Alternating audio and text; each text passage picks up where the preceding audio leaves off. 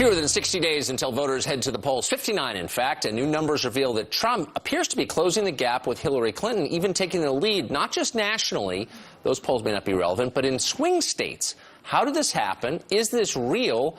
And what can we infer from it? Here to weigh in, Clifford Young, president of Ipsos Public Affairs, Molly Murphy, Democratic pollster and partner with the polling firm As-Alone List Grove Research, if I'm pronouncing that correctly. Anzalone. Yeah. Of course. And Jim McLaughlin, Republican pollster and strategist with Rebuild America, a Trump super PAC. It is great to see you all. It's great to be here. So the polls I think that we really should be looking at are the 10, 11, 12 swing states rather than the national head-to-head matchups.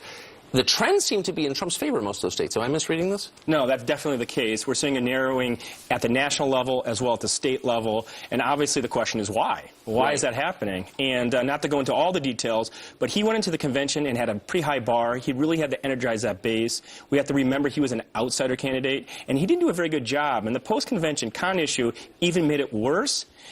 And so what happened? He had to kind of restart over the last couple of weeks, focus on message. The speech in Mexico, and his trip to Mexico and the speech in Arizona really energized that base. It really seemed to. Molly, here's the latest from Florida, which is obviously a key state for Trump. It's a must-win state for Trump.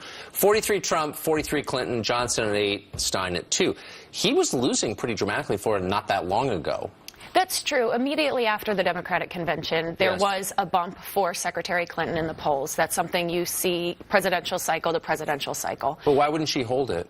Because it's settling back down. If you looked at polls prior to the conventions, Florida has always been a swing state. It's a state President Obama won by just 1 point. This is going to be a very close race in Florida. So the fact that it is back to a tied race is not surprising, I think, and just a reflection of the swing nature of the state. So you've got Ohio, which is obviously a key state, Trump 41 and Clinton 37, Johnson 14. Johnson very high in that state, Stein 4. If you're a Democrat, if you're Hillary Clinton's campaign, you consider Trump not just immoral and racist and sexist, Islamophobic, the whole list, but also like a buffoon. He's a joke. What do you make of polls like this? You know what? What's happened is, since the convention, over the last month, Trump's had a good month. Republicans have come back home. What we're seeing in these surveys now, he's getting 90% of the Republican vote, probably the scariest number for the Democrats right now in Hillary Clinton's campaign. Some of these states, and even you saw it in the CNN poll, you're seeing among independents that Donald Trump's up double digits. He was up 17 points in one recent national poll with independents. So you've got the base coming home, and he's winning pretty decisively with independents right now.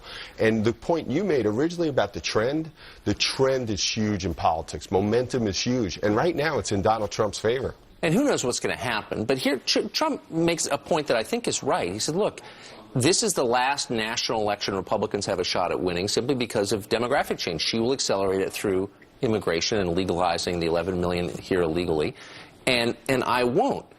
Is that statistically a valid point? Well, there is obviously demographic changes long-term, and they don't necessarily favor the Republicans. I'm an optimist. Don't necessarily favor Republicans? In the long term. Mildly. In the long term, but I'm an optimist, and typically parties are rational, and they're going to figure it out.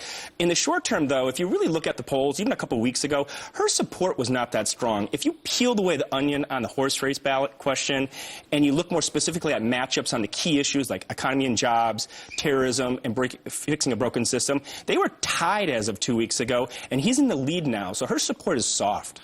And among black voters, amazingly, I saw a survey done by a Democratic firm last week that showed Hillary underperforming Obama among black voters in Ohio by 10 points.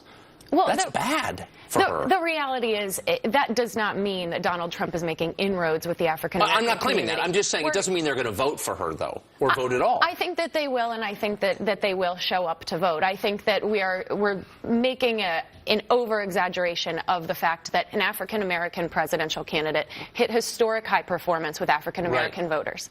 She's doing extraordinarily well with those voters. They do not like Donald Trump, and what we're not seeing is them moving towards Trump.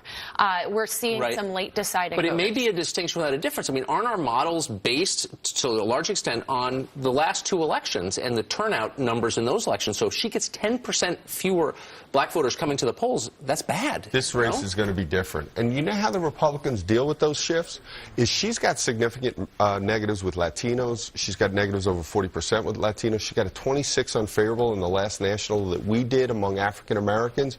Your point that she's not as popular as those groups, not even close. close to where Barack Obama was. So I think the Trump campaign made a good, play to try and get some of those disaffected Hispanic voters and those disaffected African American voters. So it's not enough for him to be despised. She has to be liked, and she's not. No question. Let's sum it up that way. Thank you. Wish we had more time. Thank you. You want to keep going, I can tell. I do. I know you do. I'm sorry. I don't make the rules. All right, coming up next, what would a Donald